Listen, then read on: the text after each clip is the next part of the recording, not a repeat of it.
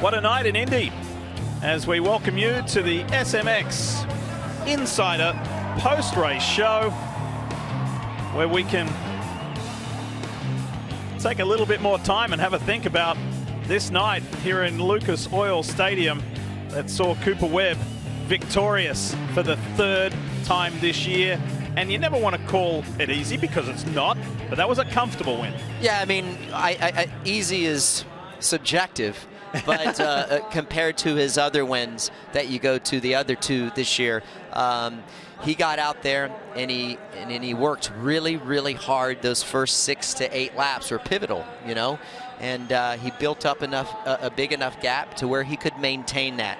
After that, it was relatively easy. Like you said. I liked what he said to Will Christian in his victory interview as he's really celebrating. It's his first win in Indianapolis, so this one is important. Yes, we're thinking championship, but just let's think about the moment. When you haven't won somewhere, it's kind of like a thorn in your side. You want to get that victory there. Well, Coop's got it done now. But saying to Will, he was annoyed. He was annoyed about the crashes earlier in the day, not only just in practice, but in qualifying practice, but also in his heat. One thing about Cooper Webb that I think a lot of people should understand, and if you know him well, he uses stuff like that. Like you said, he got fired up. He is good at turning that into a positive, where some guys, you know, if they're having a bad day, they get a little flustered mentally. He's reverse in that regard, and he uses it to his benefit, and that's what's remarkable about Cooper Webb. I mean, absolutely turning it around and getting the job done. So it was pretty cruisy up front for Cooper Webb. It was a little tougher further back. Here is that moment between Justin Barcia and Aaron Plessinger. Yeah, I mean, that's just a really good heads up, slow up, knowing and anticipating what AP was going to do. If you're Justin Barcia, see, they're good. I mean, Barcia was just doing what he needed to do. There you go. They're having a chat. All is good post-race. Well, let's hear from Justin. He's with Will. He is. Thank you, Lee. And yeah, Justin, you just got to watch that there. You got to watch that with AP, but you guys look good out there. Bottom line is you were trying to get this done, and we could see the passion in you, the intensity in you to get that done. We know how much you wanted the third, but even a fourth is a big step forward for you. So how are you feeling about the progress? The progress has been difficult. I've really had to stay on it. We've been working hard at the Baker's factory. Got a new baby now, so it's been a lot for sure, but we're cracking through. That pass on AP, I mean, it was just we were so close. I cut down, he was there, and we're like teammates. It's a bummer that he went down, but he rode really good, came back hard, and can't thank my whole team enough, the whole Rockstar Gasgas team. It's been challenging, but they keep believing in me, and I got grit and I got heart, and this was a big step tonight, but I really wanted that podium. We'll just keep working and going at it, ready for weekend off and back to it. How much of this has to do, you talked about the team, work forward on the bike, is this just come down to the fact that you're gritting your teeth and you're getting the job done? Just grit and teeth, man, working hard, and yeah, the bike's been pretty, we've tried a few things. Obviously Daytona we really tried, went the wrong way. Today we went back to our base, changed barely anything, just clickers, and that's where we need to stay at. We just need to keep at it, and it's more of me just gritting, working hard, riding with Malcolm, riding with AP, riding with RJ. They're great riders, and it's elevating me during the week and grit out here tonight. So I'm proud of the whole team and the crew I have around me, and we're going to keep at it. Next step, the podium. Thanks ever so much. Congratulations, JT. Yeah, thanks, Will. And we're with the other party in that altercation here, Aaron Plessinger. Now walk us through that. And before I say it still has to be a step forward from early on, but from your perspective, what went on in that corner back there with Justin Barcia? No, yeah, I should have been more aware. I tripled in, and I knew he was in the inside of me, and it's Justin. That's just the way he rides, and no shame to him for that. It's just how he rides. So I should have been more aware. I should have rode a little bit higher, and no, I can't be mad at that. That was a really, really good ride. The bike's feeling awesome, and like I said, we practiced together during the week, so we'll go back, we'll hash it out, and then a fifth place on this kind of night while hitting the ground, I cannot be mad at that, especially with how the season's been going, and yeah, it's just been a silly season for me. It's quite a wild ride, but we're getting through it, we're getting better. So that's shout out to Alden Baker. We're doing so many laps down at the factory. It's pretty wild, but it shows it's working. It shows it's paying off, and I got to thank the whole team. And everybody behind me, my wife, my kids, my parents, you know, Red Bull KTM Factory Racing, you know, everybody behind me. The fans in Indianapolis, when I hit the ground, I heard them all scream. So, yeah, it was a good night. We get a week off now. We'll go back, do some homework, and come back out swinging wherever we are. Well, we'll see you in Birmingham. And guys, I think AP was another chapter in the book that's being written about people that are trying to pass Justin Barcia on the outside. I like the fact, JT, that he's put together another top 5. So a podium, a top 5. That's big to go into the break that way. Well, it is, and he talked about how comfortable the bike is, and he also said how getting 5th on a night like tonight after crashing, that's a really good, solid finish. All right, podium celebrations continue as we take you to some highlights.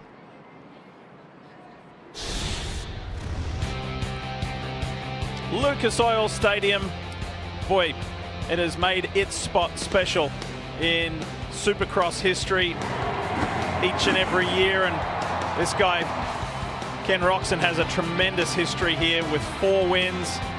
Coming off the Daytona victory last week, he was all pumped up to do well again. In the main event, it didn't go quite so well at the start. Keep your eyes on Roczen. Bright yellow, gets jammed in behind Jason Anderson, and then he was playing catch-up. He was just a bad place at the wrong time. There's nothing really that he could do. No harm, no foul. It was refreshing to see Barcia get the whole shot. It was, and I had an opportunity to talk to Justin. We flew home together a few weeks ago. Just a great start there. There's another look. Yeah, Anderson goes down, but you know, Justin said, I'm sticking with it. There's some things that need to be better. And where he's at in the season, it's so hard to keep that positive attitude, you know, when you're not riding and getting the finish that you know you're not reaching your potential. And I love what he did last night, but that number 2, I mean, what he was able to do those first 8 laps per se, it's incredible. Well, he led every lap. He got by Barcia before the end of the first lap and then never looked back. This is Chase Sexton making a really savvy outside move around Barcia. He was, and with the speed that Sexton always has and has had this year, I anticipated him to make a move and catch up. This was nasty. Joey Savacci. Oh. Yeah, that was tough. So as Joey was going to the left-hand side, he just wasn't squared up enough to hit that rhythm lane. Got a little cross-rutted, and that was a gnarly crash. I hope that Joey is okay. He did get up and walk away after being attended to thanks to the Alpine Stars medical crew. That was Justin Cooper making a pretty slick move on Justin Barcia. He was, and he just kept slowly chipping away, and really just waited for the opportunity to arise. Makes the move. This was a moment that Chase Sexton did not want to experience as he went down in the sand, and to the right there, that was Cooper saying, thanks, I'll grab second. And I hate to see that for Chase, and the reason that is because it's more points that he's lost toward the championship. So going to be looking, I'm assuming he's going to be looking for a reset. Here's that moment we showed you a little earlier of Aaron Plessinger trying to make the move on Justin Barcia, and it didn't quite work out, but Plessinger was able to stage a good comeback.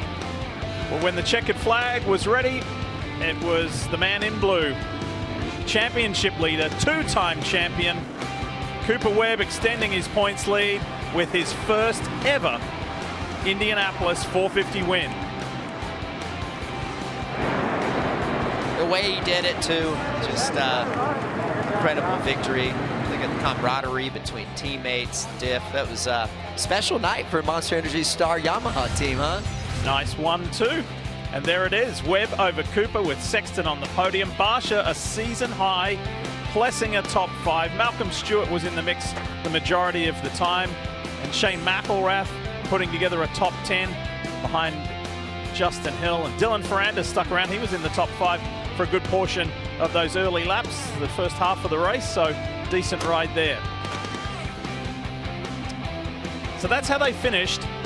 But let's talk points, because when you go to the break, this is going to give you a little more time to kind of analyze things. How did we go through that first half of the season? Well, it looks like this. 15 points, the difference between Webb over Sexton, and then 26 back from the lead is Ken Roczen ahead of this first time podium this year, anyway, for Justin Cooper and Malcolm Stewart still stays in the top 5. Here's Will Christian. Thank you, Lee. Here now with Rich Simmons, team manager for the 450 side of Monster Energy Yamaha Star Racing. Rich, what a night for you guys. Congratulations first and foremost on that 1 and 2 there.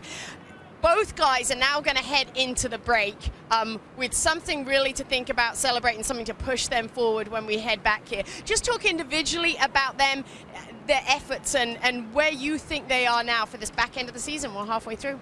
Yeah, I mean, for Webb, it was a little bit of a rough day, and he's got momentum as the season's gone on.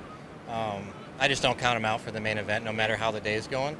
So he kind of feeds off the momentum, so obviously this is another big win for him, and he really wanted that one last weekend, so it was a big rebound for him. And moving into the break, I think it's much needed, but also it'll be good to come back into it with the confidence that he's going to have. And then Justin, he's been clicking off the 4th places. It's been frustrating. This is well-deserved for him as well, and I'm just glad that they both, achieved the goal that they were looking for today. Just talking about Justin Cooper there, I felt like we saw something in Daytona last week, like a sort of a disappointment for not making the podium that maybe we haven't seen out of him before. I was talking to some members of the team earlier, and they were in agreement. It's like there was a grit. Is that true? Are you seeing changes in him, expectations now for that? Yeah, Detroit and Daytona last weekend, he was not happy about the 4th place finish. It's just the starts. His starts weren't there, but his speed was. I mean, we felt like last week he was competitive enough to win the race. So to start so far back and then be so close to the podium, yeah, it was disappointing for him, and it just gave him that extra motivation this weekend to put himself where he belongs. And before I let you go, Cooper Webb told me on the podium, he thanked you guys and said there'd been some bike changes there before the main. How big a change was that? What did it give Coop? And is this something new here, or are we kind of like within the window of his base setting? We're in the window of the base setting for these types of races. And that's what's good about the setting that we have. We have a lot of experience with it. And, we're comfortable as a team making a change like that. And he's comfortable with us doing that. And we just say, hey, give it a good parade lap try and see what you think. And he was confident after the parade lap. And I'm sure he's confident now too, having got that done. Congratulations. I know you want to go celebrate with the guys there. Fantastic job tonight. I'm happy for you, and we'll see you in a couple of weeks. Thank you. I appreciate you. So Hayden Deegan on the podium in 250 in the East-West Showdown, and then a 1-2 for Star Yamaha, Monster Energy Star Yamaha. Really special night. I want to tap into your championship mentality. You're Cooper Webb. You know Cooper Webb very well. But you now got a 15-point lead heading into the break. 9 down, 8 to go. What are you thinking? How are you feeling? Are you like, this is mine, or is it too early for that? Well, no, it's definitely not. It's definitely not his yet. But what happens is now he's getting into a situation to where he can start managing the points. He doesn't have to go out there and always win. And the dynamic kind of shifts for a guy like Chase Sexton, to where he has to start beating Cooper more than Coop has to beat him. And I feel like managing points rather than going out there and having to win the championship is much easier to do. And this is where Cooper really, really shines. And Coop has made big improvements at the beginning of the races, early on in the races, like what we saw tonight. And the whoops, he knew that he needed to get better in the whoops when they're blitzing scenarios. He's done that. So he has really everything outside of just that raw speed. So it's going to be interesting with this week off. Chase Sexton has done the best of his work at the last, let's just say, 8 races. Yep. So I'm interested to see that, but I like Coop and where he sits right now. You mentioned whoops. We'll get to that in just a moment. But first, let's look ahead at the schedule on what we can expect. What are you looking for?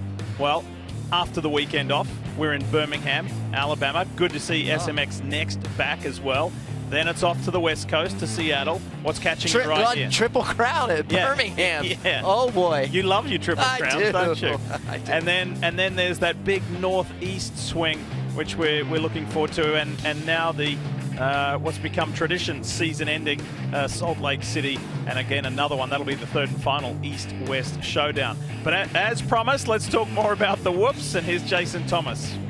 Oh, thank you, Lee. And I'm standing in the section formerly known as the Whoops, and they are nothing but a catastrophe right now. But let's take a look at what they looked like earlier this weekend as Justin Brayton has that Insta360 cam on. And this is peak whoops right here. And Justin Brayton has always been fantastic. Now you're going to see him come into these things and watch how fast he's able to hit those. And you see the movement back and forth. What he's trying to do is hold that bike stable. His body is absorbing the motorcycle movement. He's trying to keep it as level as possible. Now you see the POV, the bike's barely moving. Well, guess what? Justin's doing all the movement there. He is absorbing that during the blitzing of those whoops. And it's basically a blitzing 101 that he's giving you. There's a lot of work done to make sure that that motorcycle doesn't move. Now let's go to after the 450 main, and this is what these guys were jumping through. And Justin Cooper came over here to show some of his team members what these looked like, because I don't think they could really understand it. And you at home probably couldn't see this angle either. Now I'm standing inside them. They're up to my calves on these ruts. And basically you had to commit to jumping them. And that's what Justin Cooper was talking with his team about, is you couldn't be in between. And I talked about that during the main event. Chase Sexton couldn't decide if he wanted to jump or if he wanted to blitz. And Justin Cooper said you couldn't be in between. You had to just commit to jumping. And how many times, guys, have we watched Justin Cooper lose time because he committed to jumping? This track tonight, where Cooper Webb and Justin Cooper were like, nope, I'm going to jump early and I'm going to stick with it. It paid off tonight, and they went 1-2, and you're never going to convince me that that wasn't a part of it. Well, 100% JT, because we've talked about it before off air. Once you make that decision, like, okay, I am jumping, I'm not worrying about blitzing, that is one less thing that you have to worry about throughout the race. So then you can focus on the rest of the track. If you're in indecision, then you're thinking about that the next time you come through the whoops, right? Yeah, so you're 100% right, and I would guarantee you that Chase Sexton wasn't sure what he was going to do when he came over that single and approached these whoops. And the reason I know that is because every time was a little bit different. So if there wasn't a game plan, every time, to your point, Ricky, he was trying to sort it out on the fly, where Justin Cooper and Cooper Webb, yes, we know that blitzing whoops 9 out of 10 times is the way to go, but on nights like tonight, if you can recognize that it's not, it can be the difference between getting first or second and third. JT, have a look at the ones to your left. Are they even deeper? Oh. Well, oh I found ones that I wouldn't get lost in here, and I'm kind of scared to venture out of my line at the moment. I should have signed some sort of waiver before I climbed into these ruts, but guys, this is Monster Energy Supercross when we get to the true East Coast. Thanks for being our intrepid explorer. Wow. I reckon those are the deepest ruts and whoops that we've seen all year long. Whew. Time to talk 250s, and the big excitement here in Indy for this weekend was the first of 3 East-West showdowns. Hayden Deegan leading the way for the 250 West division, and his Monster Energy Star Yamaha teammate Max Anstey leading for the East division. So everybody was pumped about this. So let's go straight to the main after they had their respective heats. Watch Seth Hammaker on the inside on that Pro Circuit Kawasaki. Perfect position and never looked back. Wire to wire, and he had some huge pressure and a challenge by 250 East Division champion last year, Tom Vial, and now the points leader of the East Division, and he never broke one time. Cole Davies would go down again. He had multiple crashes today. That's in the sand, but then he staged a heck of a comeback. Oh, I didn't realize that he ran into the back of a rider. I think that might have been Hymas that he ran in the back of, or Joe. Joe Shimoda getting stronger, getting faster. That finger injury getting better. Hayden Deegan got by, but Joe said, hang on, I think I can contest that one. Well, he was putting up a fight for sure, but watch Hayden Deegan look to his right there, anticipating the 23 of Beaumaire to maybe get up in there and try to make a move and rough him up, because Beaumaire's still well within the points chase. So pretty swift work of it from Hayden Deegan to get by, eventually get by Joe Shimoda, and then he took off. RJ, he was riding good all day long, and surprised what I saw from Anstey. It just, I don't know if something's going on. Is there still some lingering effects from that wreck he took in press day? But he goes backwards a ways after this. RJ had a lot of speed here tonight. Set bad start. Check this out for a bizarre incident. Carson Mumford goes down, and then Cody Schock gets stuck.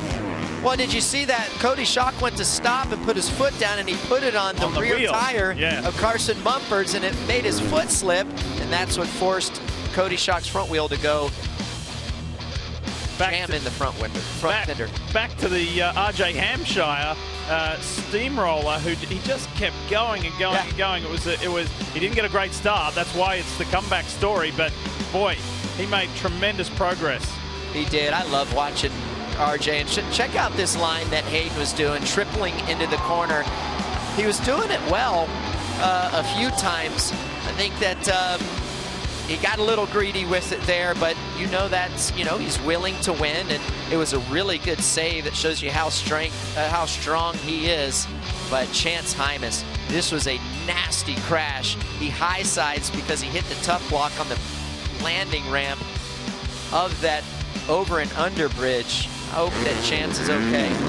Meanwhile, up front, quick look around. There was nobody there knocking on the door.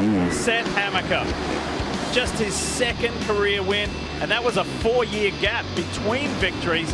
That's why he is so emotional. He has worked so hard. He has endured injury over the last 4 seasons.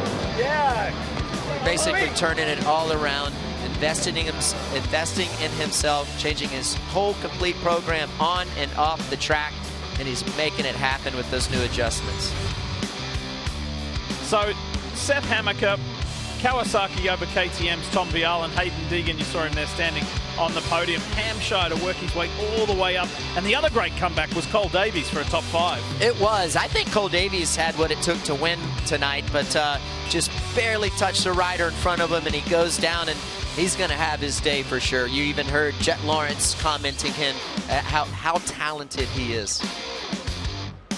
Austin Faulkner was forced to go through the last chance qualifier. He finishes just outside the top 10. Nate Thrasher back in 14th. Michael Mosman in 15th. That's why we love these East-West showdowns.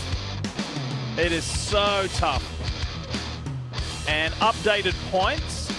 Tom Vial now slides into the lead over Max Anstey just by 1, and Hammaker leapfrogs his way from 6th to 3rd. That's the East Division. How about in the West? Hayden Deegan, 12 ahead of Julian Beaumaire, and Cole Davies in the top 3. It's good going for the rookie. Yeah. So I think, like, out of all of these points that we're looking at and watching the racing tonight and Seth Hammaker's incredible victory, I think that was special. I think that he has inserted himself as a championship contender. I love his program, love what he's doing. He's making it happen, and the proof is in the pudding with his results. I think I would love to see him continue to build on that. But 2 other winners I want to talk about is Tom Vial. Now he's got that red plate, and I like his demeanor and how he races for championships. Yep. He was a 2-time MXGP, MX2 champion. He's our defending champ in the Eastern Division, and he's got the momentum rolling. You can hear it in his voice. He's confident. He's a big picture guy, and how these East Coast tracks rut up, it plays into his favor. And then the other big winner, even though he was 3rd, didn't win the race, is Hayden Deegan. He had a really nice points night in the championship. Do you know, with that Hammaker victory this year and across all 3, so the East-West divisions in 250 and 450, it's been 14 different winners this year. What a treat for us. Like, it's fantastic. And we get 2 more showdowns. I know, right? I know. 2 more showdowns. It has been amazing. And speaking of winners and points, and of course, the manufacturer points are so important. This is for tonight. This is for Indy, and it was a pretty big night for Yamaha. Of course, that 1-2 in the 450 main.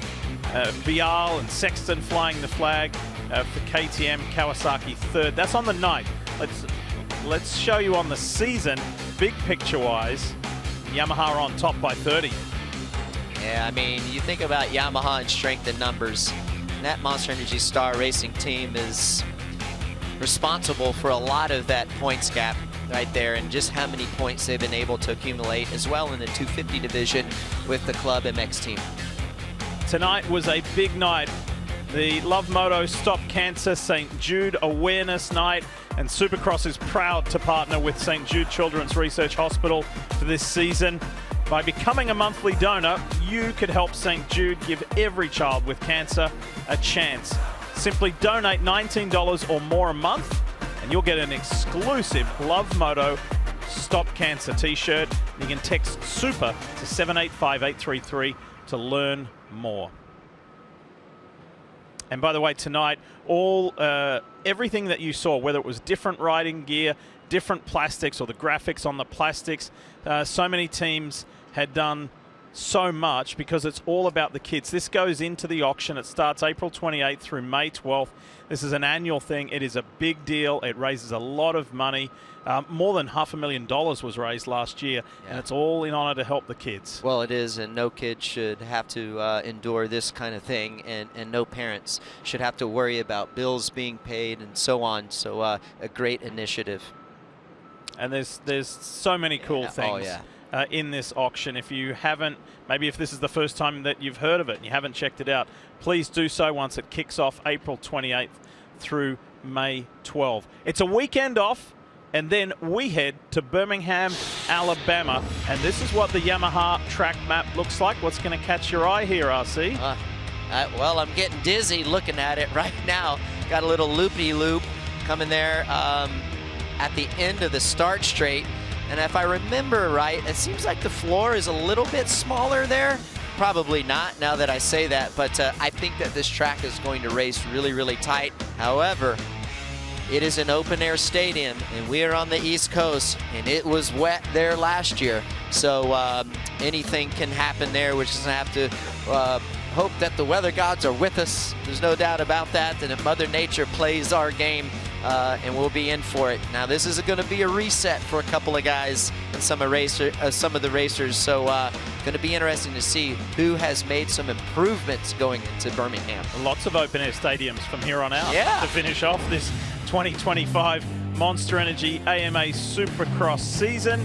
And a reminder on how to watch. This is in 2 weeks' time, by the way. Weekend off next weekend. Race Day Live, as always, kicks it off on Peacock. Peacock wall-to-wall. Don't forget about Telemundo. Don't forget about the SuperMotocross Video Pass for those of you outside of the US. So we look forward to that, and everybody in the SMX family will look forward to a little bit of respite. Just then get ready, as Ricky correctly described it, the reset. So we'll see you in Birmingham in 2 weeks' time.